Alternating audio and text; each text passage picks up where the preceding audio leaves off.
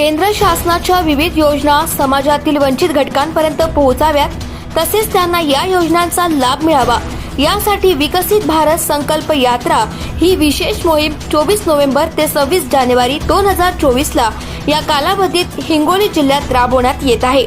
या मोहिमेअंतर्गत बुधवार दिनांक 20 डिसेंबर 2023 रोजी जिल्ह्यातील विविध 8 ग्रामपंचायतींमध्ये चित्ररथाद्वारे शासकीय योजनांची माहिती दिली जाणार आहे।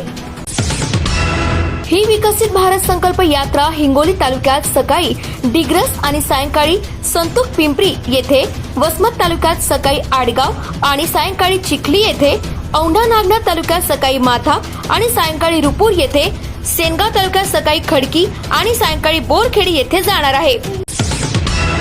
या विकसित भारत संकल्प यात्रेदरम्यान प्रधानमंत्री आवास योजना, जल जीवन मिशन, आयुष्यमान भारत योजना, प्रधानमंत्री उज्ज्वला योजना, ODF प्लस मॉडेल ग्रामपंचायत, स्वच्छ भारत मिशन, कृषी विभागाच्या योजना, माय भारत, धरती कहे पुकार के, मेरी कहानी मेरी जुबानी आदी योजनांची माहिती देण्यात येत आहे।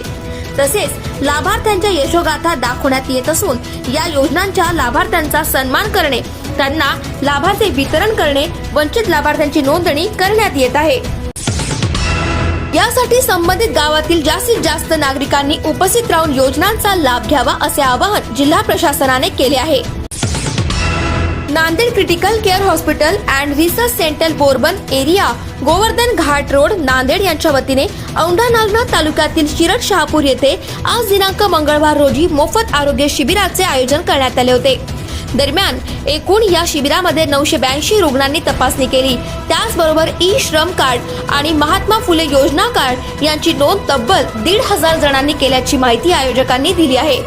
यावेळी तज्ञ डॉक्टरांनी या शिबिराप्रसंगी रुग्णांची तपासणी केली। या शिबिराला उत्स्फूर्त असा प्रतिसाद मिळाला असून गावकऱ्यांनी मोलाचे सहकार्य केले। Subscribe now and press the bell icon. Never miss an update.